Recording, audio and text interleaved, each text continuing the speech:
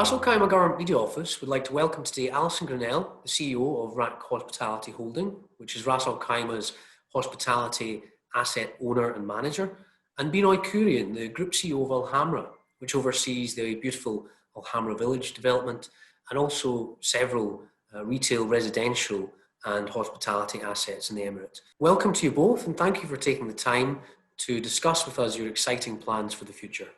Firstly, Alison, what is your key focus at RAC Hospitality Holding at this time as we transition back to a more normalised way of working? Clearly, safety is the key priority right now, not only for our own employees, but also in relation to the hotels, their employees, and of course our guests that are coming to Ras Al Khaimah. We're also very focused on business continuity. So for us, the gradual return to work is very much a two-team return to work, so that we can make sure that we're addressing both the needs of the employees and the needs of the company at the same time. I think one of our other focuses, and this is specifically from a hotel perspective, as well as our own employees, is making sure that we're supporting our employees if they need to return to their home countries, or also if we've got employees overseas that need to return back to the UAE. And this has been quite a challenge for us, and I think Benoy would agree with that as well, but it's something that we're very focused on. Benoy, same question to you. What is Alhamra's area of focus at this present time? And also I'm keen to learn about the impact digital technology has had on ensuring continuity of service at Alhamra in recent months. Our first priority obviously is the safety of our employees and our partners, our residents, our customers, and obviously we are working very closely with all the authorities in Ras Al Khaimah to ensure that we are operating safely, and we are very particular about encouraging social distancing, obviously wearing masks and personal hygiene, and also since we live in communities, organizing sanitation throughout our assets, is very important during this time. And we are quite happy with our record in the last 6 months, but we want to be vigilant because we are not out of it. And we know that normalcy is going to be very gradual and very slow. And as a responsible real estate developer and a management company, we will continue to work very closely with the authorities to enhance customer and investor confidence. Regarding your question on the IT, we started investing heavily in our IT infrastructure from around 2014. And I'm happy to share with you that, having technology in place and having employees that are trained to use it has been sort of the difference between seamlessly shifting to remote work and lagging behind. Whether it's teaching employees to use online meetings or even training them to use online platforms for reporting about their work and other things, this investment has sort of paid dividends during this time. But we also must acknowledge at this time the contribution of the telecom service providers who have sort of ensured availability of high-speed internets in many of the areas in the Emirate at very affordable prices. So all these factors have sort of enabled us to almost seamlessly move into a remote work model when it became absolutely necessary. And just to add from the hotel's perspective, as a corporate, we don't have a specific app that's not required in our business, but what we've been working with the hotels and all of the operators is to make sure that they're bringing in technology. So, we have QR codes instead of menus in restaurants. We have as much digital check-in as possible to avoid all those touch points and to make the guest experience as seamless and as contactless as possible. Finally, looking ahead to the future, Benoy, what are the key initiatives or projects that you're working on that will enhance what Alhamra has to offer?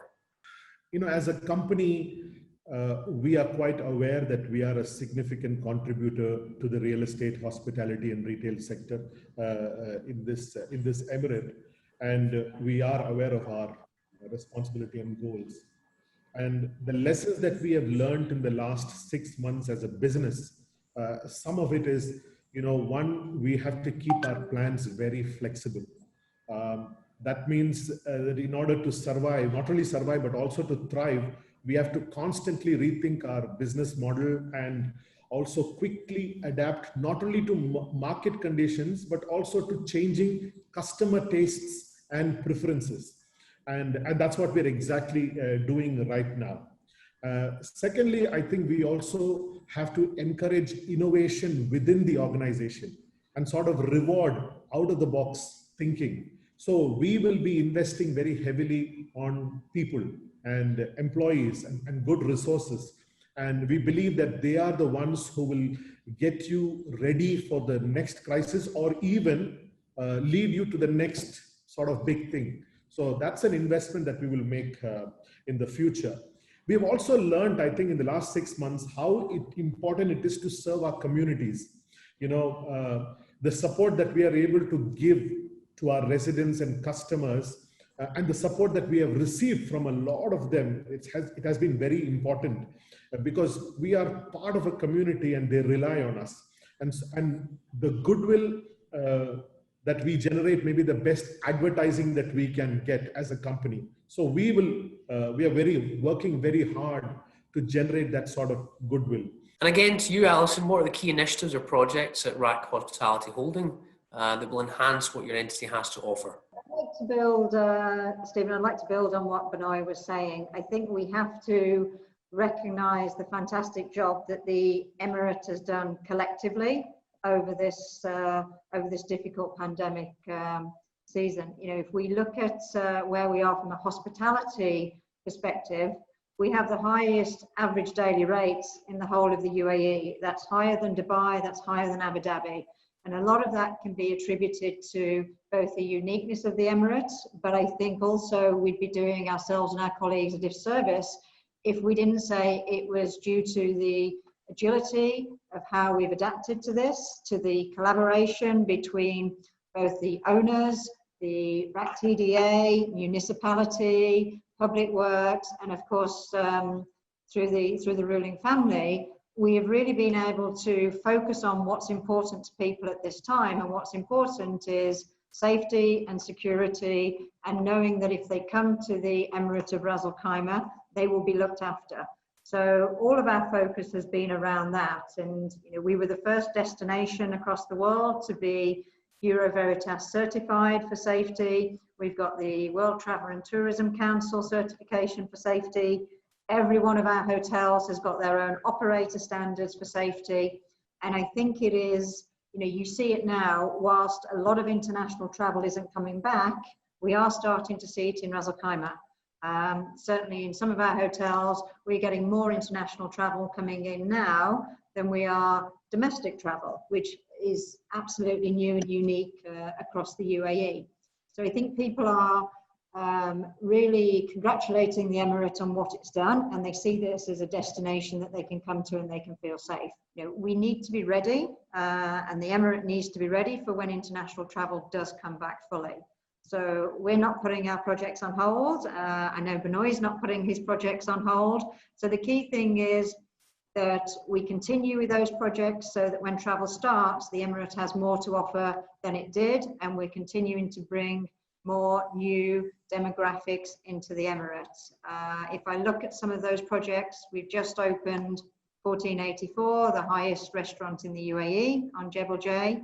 We've got Bear Grylls, Explorer Camp and Survival Academy opening next month, first of its kind worldwide. They've got Develop on the Movenpick continuing. We're working with Kareem now, which is a new launch in Ras Al Khaimah. We're working together with companies like Alhamra and our other partners to see what efficiencies and synergies we can make between organisations that work in similar industries. Alison, Benoy, thank you both for your time today. We wish you both success in implementing your plans for the future.